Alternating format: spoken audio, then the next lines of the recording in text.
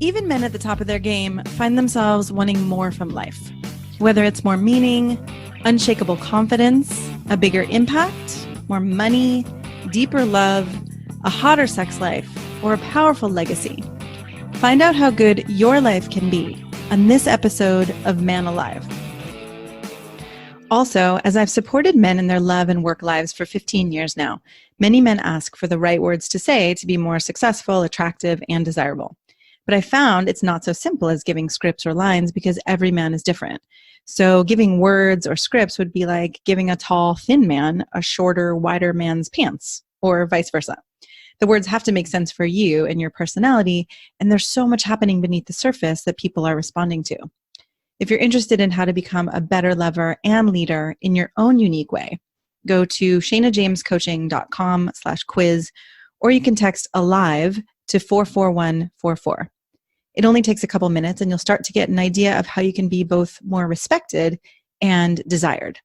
After you fill it out, we can schedule a time to review your quiz and talk about your specific challenges and desires. So again, go to either ShaynaJamesCoaching.com/quiz or text ALIVE to 44144. That's ALIVE to 44144. Enjoy this episode of Man Alive. Hello, and welcome to this Man Alive podcast episode. I am excited to be here today with Dr. John Schinnerer. Welcome. Thank you for being here. Thanks so much for having me, Shayna. Yes, we are. I'm excited today to talk about happiness. Happiness has been one of the things in my own life that I've struggled to understand over the years. And, what is happiness actually? And how do I get more happy? And is it okay to be more happy? And is happy what I'm really going for? Is it deep and meaningful? So I'm really excited to tap into your expertise and your wisdom over the years of, your research and working with happiness. Yeah, absolutely. And I saw the question of like, what is happiness? And I thought, wow, that's a really big question. But there's a lot of components that we can break down and look at. Yeah. And there's about, 30 years of study now that have gone on. Okay, so let me give you a quick intro and then we can dive into whatever feels most important. Dr. John is a UC Berkeley trained coach with a PhD in educational psychology.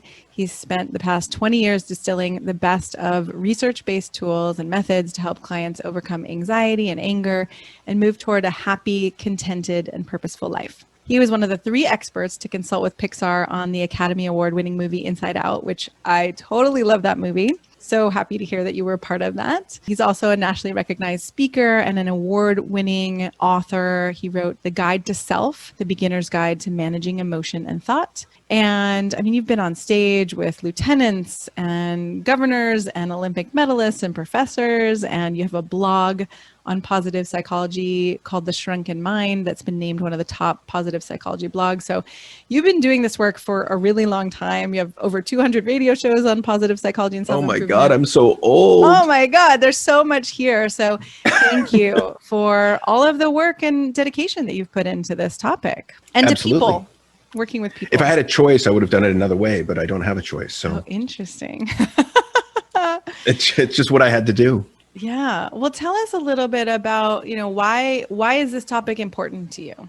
Well, part of my personal makeup is depression and anxiety. Uh-huh. And so, when I started out my career in psychology, I remember I was a school psychologist and I was seeing students in a high school, and it was in a kind of a rough area of town. And they would come in and tell me their stories, and their stories were filled with anger and fear and guilt and shame and sadness, and rightfully so, because they were dealing with heavy stuff. And this was when I was like 26, and I had no idea that emotions were so contagious at that time.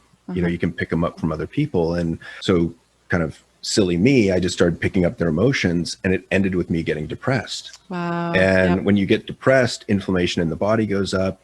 And so any old injuries that you have tend to come back. And I remember thinking, this is ridiculous. Like, here I am, a psych trained at Cal, and I can't manage my own emotions. Yeah. If I can't do that, how can I teach them to? Right. And how can they, and how can most people in the world? Right. How can anyone? Trained? Yeah. And so I made a conscious decision at that point to find the best tools to manage the darker side of the mind and the heart. Beautiful. depression, anxiety, guilt, shame, that kind of thing.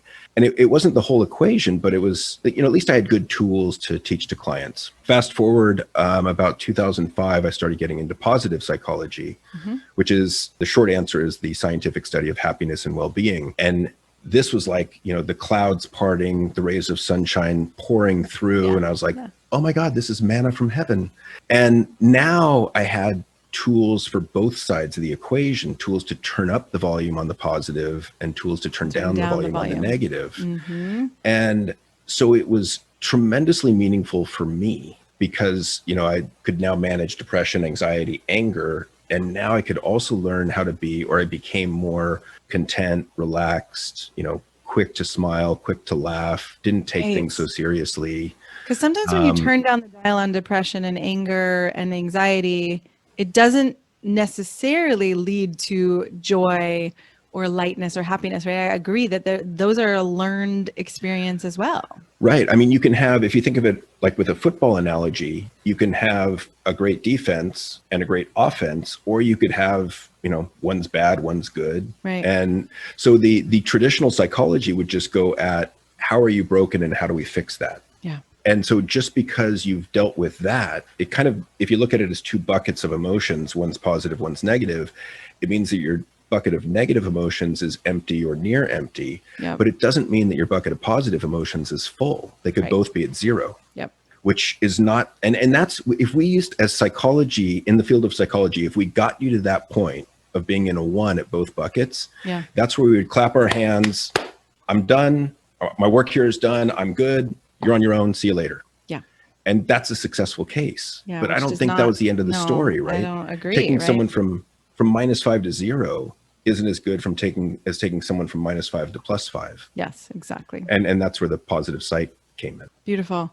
I know in my own experience, I'm actually doing something called positive intelligence coaching and working with those pieces. And in my spiritual practice, I work with those pieces as well. So I love these different ways, these different doorways into those more contented, joyful experiences. And what I also love is that you are a man, and a man trained in psychology, and that you can speak about this reality that you've gone through depression and anxiety, that it's a normal experience, right? So men listening don't have to feel wrong or bad for having those experiences. Yeah, and it's quite common, actually. I mean, especially more now than ever. But I think the percentages are quite high in terms of people in general across the world experiencing depression and or anxiety, and men in particular. Yes, it's true. And suicidality is way up, especially for men. So, when we were talking about happiness before, or talking about your own experience, you talked about being more contented and more relaxed. And so I am curious about this overlap between, we don't have to get into all of what is happiness exactly, but how do you think about happiness, or how do you think about where you're helping men get to? Well, the framework for me is, happiness really rests on 4 pillars. So there's relationship to yourself, relationship to others, relationship to something larger than yourself, could be a higher power, could be a purpose or a cause, and then relationship to work. And so, relationship to self is typically where I start, because men, by virtue of how we're socialized as young boys or teenagers, we tend to be cut off from ourselves. So we're cut off from, I would say, 2/3 of the emotional spectrum. We're not very aware of most of our thoughts unless unless it's that inner critic really screaming at us. And that's kind of the first step, is to become more emotionally literate, more emotionally aware, more aware of those self-defeating thoughts, the automatic negative thoughts. And then we can look at relationships. So where is your relationship at with your romantic partner? Where is your relationship at with other male friends? Where is your relationship at with coworkers? And how are those working for you? Right, all of those. Children, parenting. And then, research shows that we need to believe in something bigger than ourselves in order to be happy. So it could be a higher power, could be a cause like fighting cancer or ending poverty. And the other one, which is interesting to me, is work. And this is actually, I've worked with a lot of men that are quote unquote successful. In other words, they've climbed the ladder, they've made a ton of money. And by those definitions, they're very successful. But the work doesn't have any meaning for them. And, there was a Harry's masculinity study in 2018, and it found that the number one predictor of a happy and contented man is meaningful work. Meaningful work. And it's so powerful. Wow. It's 3 times as powerful as the second in command, or the second in the list. And the second in the list was physical and mental health, which is actually pretty amazing because men are rating mental health higher than physical health as important to them. And that's a huge tectonic shift. Yes, that's happened. So powerful. Okay, so meaningful work, right? And so now all of these you describe as aspects of happiness. And so for someone to be happy or feel happy, these areas of their lives, would you say they're going well or they're finding meaning in them? Yeah, I think there's that traditional wheel kind of exercise of, if you look at, 6 or 8 different areas in life, where are you? Where would you like to be? Where do others see you? And then looking at where is the wheel most broken and kind of starting there. And, I think that most of the men I speak with, it's their romantic relationship, whether romantic partner, wife, girlfriend, boyfriend, depending on sexuality. That part is more broken? That seems to be the one that I've noticed. I mean, that's the pattern that I see, that a lot of the men, as I said, are successful, but the relationship at home is fractured. And it's fascinating to me because a lot of men that I work with, they start with this really good value. We talk about values, right? And so the value that they have is provide for the family. Right. I'm the provider. Well, I'm the provider. That's a great value. Yes, right? Beautiful. But however, the problem that I see is over 10, 20, 30 years, that value gets morphed and cancerous. Yeah. And so the very value that we set out to do has overtaken us for whatever reason, ego, status, money, power. And we're spending more and more time at work and neglecting those that we love the most at home. Yourself. Yeah, and self. That's a good point. So we're giving everything that we have to this company, and yet our wife is growing increasingly bitter and resentful, and our teenage children at that point are just pissed off and indignant. And you've got to have a balance in these different areas of life, because any one of them can take you down. And because the negative emotions are louder than the positive emotions, they're going to make the most noise and they're going to weigh you down. Yeah. So as you're talking about that, I'm thinking there's something to being happy or being content when everything's working. There's also a sense of finding that contentment even before you get to the goal or the accomplishment, right? How do you work differently with men? Well, and it's interesting you bring that up, because there's some seminal research in positive psychology that looks at what comes first, success or happiness. Or happiness. Interesting. And, I think when I was younger, and kind of the story that we're force fed when we're growing up is success comes first. Right. That, you work your ass off, you get good grades, you go to the best college, you get a good job, you make more money, you get promoted, you make more money, and then you'll be happy. And what they find, and it's really rare to find causality in these research studies because it's just hard to prove. But this was based on a meta-analysis, a study of studies, showing that, in fact, happiness comes first, which increases your chances at success. And it makes sense if you think about it. Like, who do you like to hang out with? We generally like to hang out with someone that's optimistic, upbeat, it's creative, positive and supportive. And those people tend to have more relationships, which means they've got more information flowing to them. Yep. So they've got more chances of, like, let's say, hearing about the job opening. Right. And if they don't want it, they can pass it on.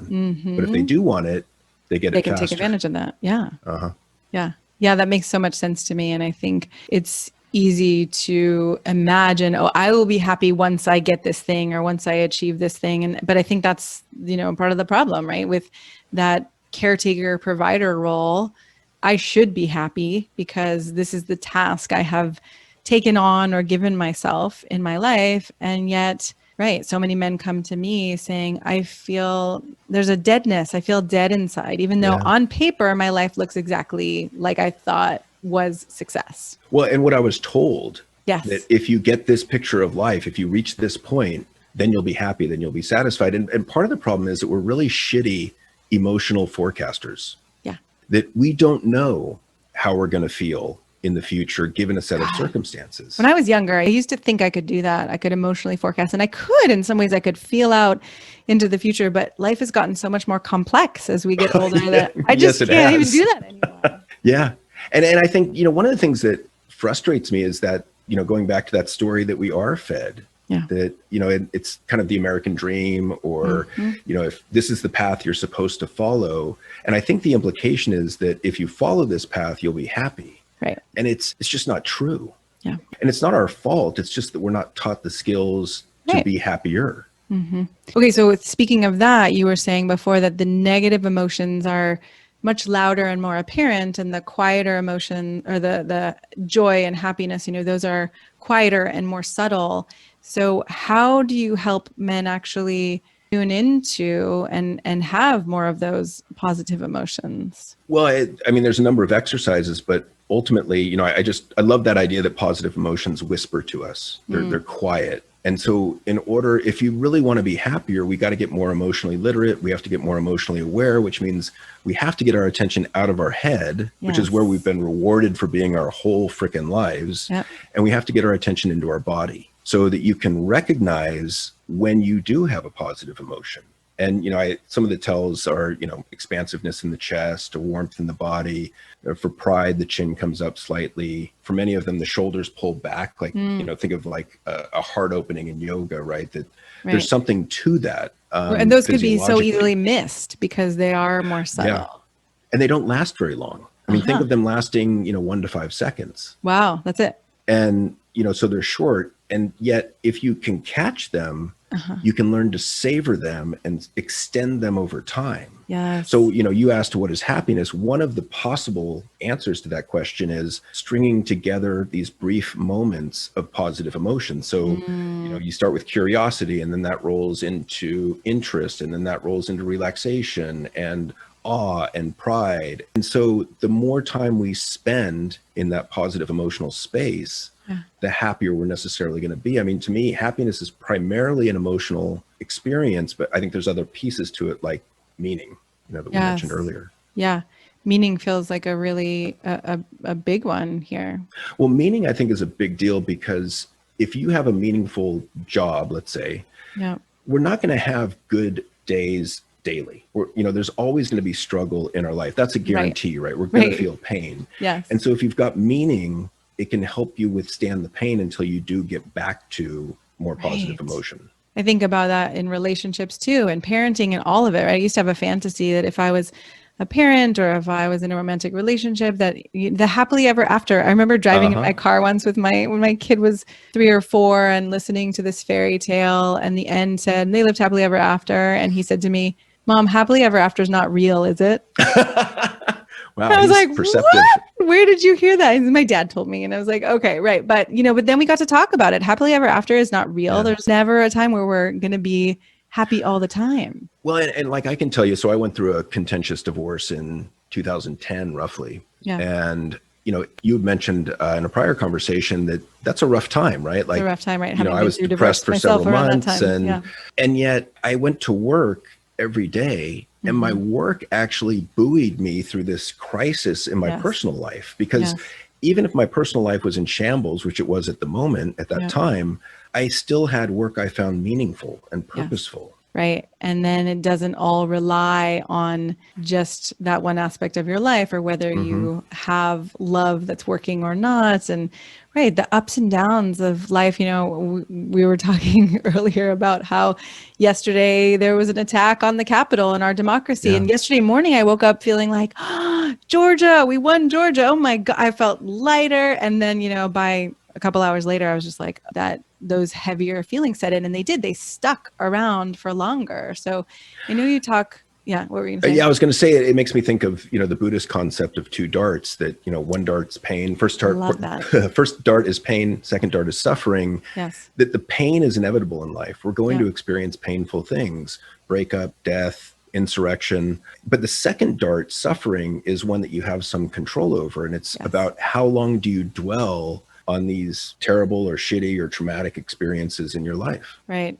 And what stories do you tell yourself about them, and how do you continue to live in them or live into them, as opposed to move on or digest them? Yeah. And I heard yesterday that the CEO of Twilio was this guy's really aware. I'm really impressed with some of the stuff he does in his company. And he sent out an email that was about a page long that said to his employees, every one of his employees, hey guys, I'm having a hard time concentrating. I don't know about you, but I'm kind of watching the news. So I just want to say, if you guys are having a hard time concentrating too, that's It's okay. okay. And here's a list That's of amazing. resources that if you're struggling with this, we're happy to provide for. Wow.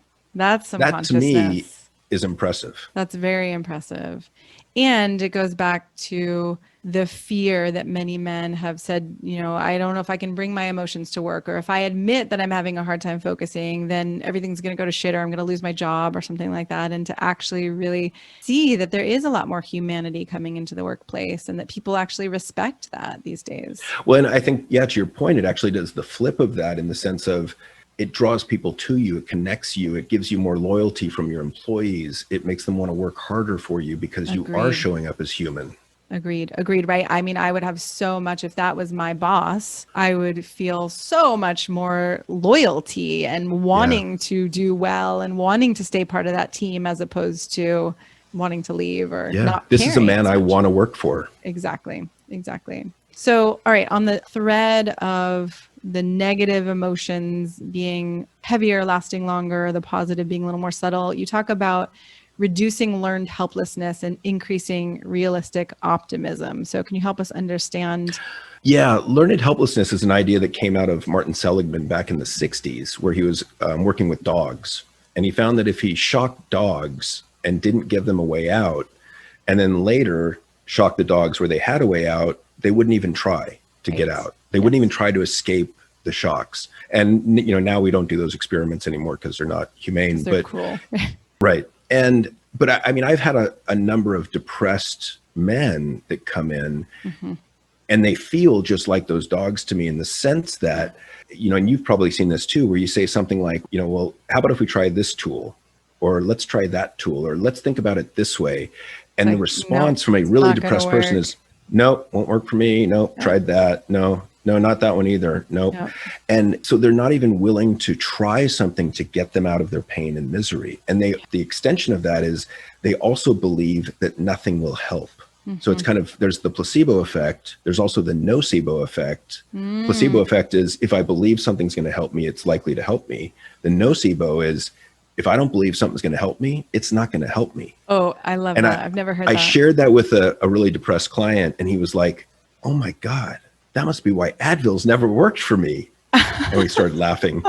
Wow, that nocebo, that is really powerful, because just because we don't believe something is going to work actually doesn't mean it won't work. Yeah. But And it's actually changed how I work with clients, because one of the first steps that I do with clients now is I've got a mindset talk that I give that I think I offer it for free on one of my sites, but it's about a 30-40 minute talk on the power of mindsets using 5 different areas. I think it's weight loss, pain management, aging, which was mind blowing, intelligence, and there's one other, but it shows you just how powerful your mind is and how powerful the mindsets that we choose or maybe aren't aware of are. And the cool thing about mindset is it's a decision that you can change in an instant. right. Like, Right. as an example, people are assholes, or people are out to get me, or people can't be trusted, versus people are generally good. Right. That, Or that completely I'm changes how you interact with the it world. totally does, right? Or I'm going, the jury's out until I actually experience this person, rather than I've got a story about how all people are, right? Yeah. I'm gonna see who this unique person is. Right. Well, That I love completely giving the changes. example to clients of like, look, imagine going through your day with the mindset of people can't be trusted. Uh-huh. And every interaction, think of the littlest interaction, like at the supermarket and at the coffee store, and every interaction then becomes nothing. Like you're Right. not You'll find trying to evidence. engage with them. You Mhm. just get your change and you dip, you get out of there. Versus if you have a mindset of people are generally good, then every one of those interactions is exactly the opposite, where you're trying to just have some little conversation, maybe try and get them to smile. And if you do get them to smile, you both walk away with a small win, because that's a small Right. positive emotional boost. Yes. But now add that up. Let's say you have 10 interactions a day, 7 days a week, 365 days a year for 10 years. Wow. There's a cumulative effect. Right. And you actually, as I hear you say that, there's again that kind of relearning. I mean, maybe people weren't to be trusted when you were younger, but that doesn't mean all people can't be trusted, right? We tend to overlay what our familial patterns were When I think one of the big mistakes we make is we overgeneralize, right? So one Yes. person hurts us badly. Let's say we Yep. get betrayed by a girlfriend. She Right. cheats on me. All women And then I'm are. like, no woman can be trusted. All women are Right. bitches. Yes. And that's a big mistake that we make. It's a cognitive error. Yeah. So just And to it be has a aware of huge it and impact, challenge like it. you're saying, right? It's Yeah. like, your life gets seen through that lens and people feel it, right? You don't even have to say, you could say the same words as another man who believes that people are to be trusted and people will respond to you in a different way. Especially, I think it's especially obvious with women in relationships where, we can feel if you think we're bitches or if you think there's something wrong with Yeah. us, or, right? And sometimes you don't even have to say a word about it. I actually had a guy come in and I think he was just out of a divorce. So he was starting to date again. Yeah. And I asked him what his core belief about women are, what it is. And he said, I don't trust them. I think that all women are bitches. And I was like, I just kind of Good laughed. luck Like, dating. how's that working for you in the Yeah. dating world? Yeah. My guess is it's not working very well. Yeah. Yeah. And it wasn't. Right. That has to be worked with. And I've actually, stood in for men to yell or release with me, like as a woman stand-in, right? Because if you don't have somewhere to let go of those thoughts, or, it doesn't have to be with me as a woman, it could be with you as a man. But if you don't have somewhere where you can actually say the things that originally hurt you, then we do hold on to them. What about realistic optimism? How do you define that? Realistic optimism, again, Martin Seligman, but it's learning to be realistically optimistic. And it's interesting to me because I've talked to a lot of patients or clients that say, when you start talking about pessimism and optimism, and they say, well, I'm not pessimistic, I'm realistic. Yes. And I don't challenge them because they're right. Actually, that there's studies that show that pessimistic people actually see objective reality a little bit more accurately Interesting. than optimists. That optimists tend to be a little bit, I don't know, rosy-eyed or, Pollyanna-ish. Doughy-eyed. But it comes at a cost. And the cost for pessimism or realism is greater misery. Interesting. So you have a choice. And the choice is you can see reality a little bit more accurately, which comes with greater misery, or you can train yourself to be more realistically optimistic. So the realistic part is it pays to be optimistic in most situations, unless it's life-threatening. If you're going to get back surgery, probably don't want to be optimistic. Let's do research on the surgeon, make sure you've got check the best. out all of the, right. If your friend is, wants to drive home and he's drunk, yeah, probably not best to be optimistic. Yes. So if it's life or death, be careful, be cautious. Be realistic. But most of what we deal with are not life and death situations. So it really pays to train yourself to be more optimistic. And it's relatively easy in that there's 3 dimensions to learn or look at for realistic optimism. There's personal, pervasive, and permanent. So personal, should I take this personally? How personally should I take this? Pervasive, does this apply to this one area in my life, or does it apply to all areas in my life? And permanent, is this temporary or permanent? So for example, let's say you get an A on a test in school, in college. Yeah. If something positive happens to an optimist, they'll take that personally. This is a result of my effort, my hard work, my intelligence. Yes. They'll make it permanent. I always do well on tests. And they'll make it pervasive. This applies across Everywhere, all areas of my across the life board. because I do well. And that one took a little bit of work for me because, I think at first it felt a little maybe arrogant. You know what I mean? Like, and, my mom was very concerned about me not being arrogant. So there was a little bit of training that went in there. So when you were practicing it, you're saying to actually apply Personally. it, the pervasive piece across the rest of your life and believe Well, I that you think could do well. the personal piece was the hardest one for me. Oh, okay. Because I think my tendency was to give credit to others Got or it. to externalize the blame for the good stuff, which is not what you want to do. And then if an optimist gets a bad grade, let's say they fail a test, then the exact opposite. So you don't take it personally. It's temporary and it's not pervasive. It's just for this one area of life. So in terms of not taking it personally, it could be something like, I wasn't feeling well that day. The test was really difficult. Something to externalize the blame for what happened. And, the results from that is it tends to ease depression. Interesting. And so the pessimist would be more of this is my fault, I am to blame, and The it's going pessimist to is the go exact poorly. opposite, which is in all interesting. areas. So if a pessimist gets an A on the test, they'll think, oh, it was an easy test. Test was easy, right? It's not actually my They'll think skill. it's not pervasive. It's just for this area. Well, it's this test was easy, or I just got lucky on this test, or it's just for math. Yes. And then it's not permanent because I don't normally do well on tests. So it's just temporary. So it must just be a temporary thing. Wow. Just for this moment in time. So how do you help people who are pessimistic or have more of that tendency shift to the more realistic optimism? Well, I've got a whole presentation. It's like an hour-long presentation that I'll give on this and go into detail, and then ask them to look at, some specific examples in their lives of good and bad events, and how are you interpreting them? And sometimes, some people will go as far as to write them down and kind of log them. Some people don't need to do that. They can do it in their mind. But that's powerful to see the interpretation, right? There's the experience and the interpretation, just like you said, the first dart and the second dart. Something's going to happen. We can't control necessarily what happens, but we can control how we respond to it or how we interpret it. When you said it earlier, one of the questions that I love is, what's the story I'm telling myself about this right now? Yes. Because there's always a story. There's always a story we're telling ourselves. Yes. Good or bad or indifferent, there's always a story. Yeah, so true. Okay, so what in this little blip of your well of wisdom, what haven't we covered that, you feel like, okay, if I were to leave here today without speaking to this, it would be missing? Well, one of the things that I've been talking about a lot lately is man box culture, and how men are socialized as boys and teens, and how, and this is the book that I'm working on right now, how it screws us up as men, damages our relationships, and I think really undermines our shot at happiness. And if you think back to middle school or high school, typically what happens if I'm a young boy and I show too much sadness or fear, someone somewhere around me, could be my dad, could be mom, peers, friend, girlfriend, teacher, coach, will say something like, dude, don't be a bitch, or don't be a little girl, or, oh, don't be a pussy. That's the classic.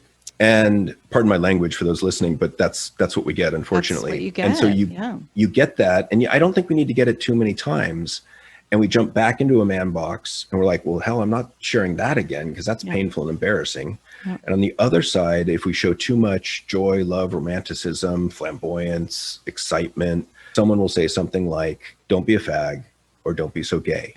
And that's, masculinity is really defined by two poles. It's a fear of homosexuality and a fear of the feminine.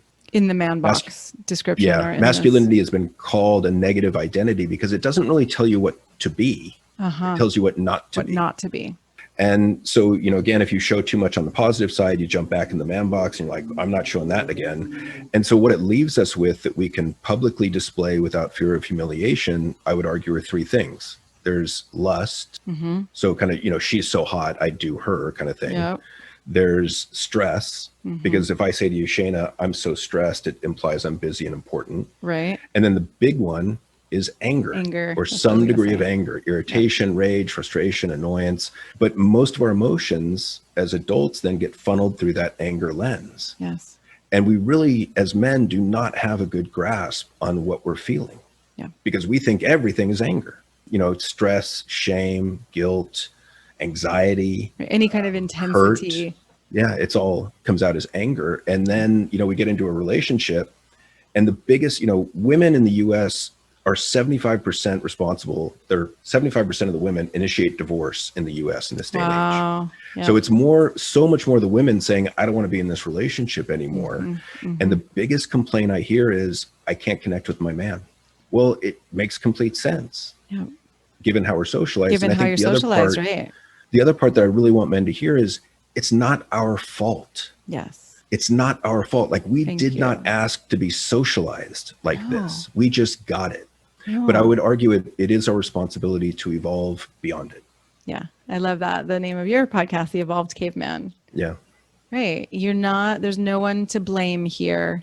And if you don't evolve beyond it, there's a lot of pain and suffering that happens, including, like you said, divorce and lost relationships. And, it's really too bad in some ways when I think about how we were all raised and how lacking, when we go to school and we learn about math and we learn about science, but we don't learn about emotions and relationships and love and the things that often do have a very, a lot of meaning for us.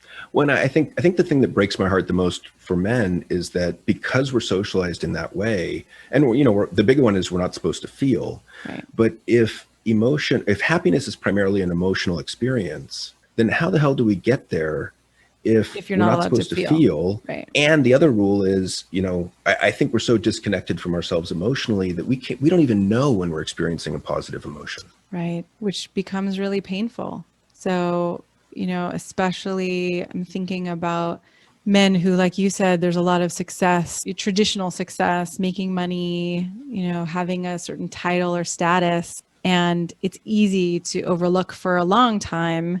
Well, I don't even know if it matters if I'm happy or not. I'm doing what was set out before me, what people told me was success. Or I think that, we get addicted to the status, the respect, the compliments, the material items that we gain from work. And we confuse those things with happiness. With happiness, right. Well, I have Until there's a everything. breaking How could I not be point. happy? Right. I love the look on your face that people can't see if they're listening. How could I not be happy with the scrunched up look on your face? But actually, I'm not. It's funny. I've been told by clients that I have a very expressive face. And my fiance tells me I look like a cartoon character sometimes, which is funny because if I think back to like 20 years ago or so, I was stoic. Right. I was going to say what you've said about your past. That sounds really surprising. And I've had to work on that. And I actually want to be more emotionally expressive. Yes. Right. Then people near you actually get a sense of what's going on inside you and get to feel close to you and connected to you. Yeah. They know damn well where I sit. Exactly. Well, thank you so much for this. And again, it feels like a little spoonful of everything I know you have to offer, but where can men find more of you? Well, the Evolved Caveman podcast is on every major platform. You can reach me at guidetoself.com or at theevolvedcaveman.com. And then I'm on social media, which you can check out from any of those sites. Awesome. Thank you so much for being here and for being such a support for men and for allowing your own vulnerability and, showing the way. Well, thank you, Shana, for having me. I've greatly enjoyed it. Awesome. Thank you. I'm so glad you joined us for today's episode of Man Alive. I hope you enjoyed our conversation and it gave you something to consider and explore in your life. If you like what you heard, I'd be so grateful for you to subscribe and write a quick review that helps men like you find us. And again, head over to shanajamescoaching.com/quiz or text the word ALIVE, ALIVE, to 44144 to get a sense of how you can become a better lover and leader. You'll start to see how you can be both more respected and desired in your unique and genuine way. If you don't feel as confident or as excited about life or love as you'd like to be, this quiz is a really great starting point and will guide you toward a more passionate love life and a more inspiring and successful career. So again, text ALIVE, ALIVE, to 44144 or head over to shanajamescoaching.com/quiz. Join us each week for a new episode of Man Alive.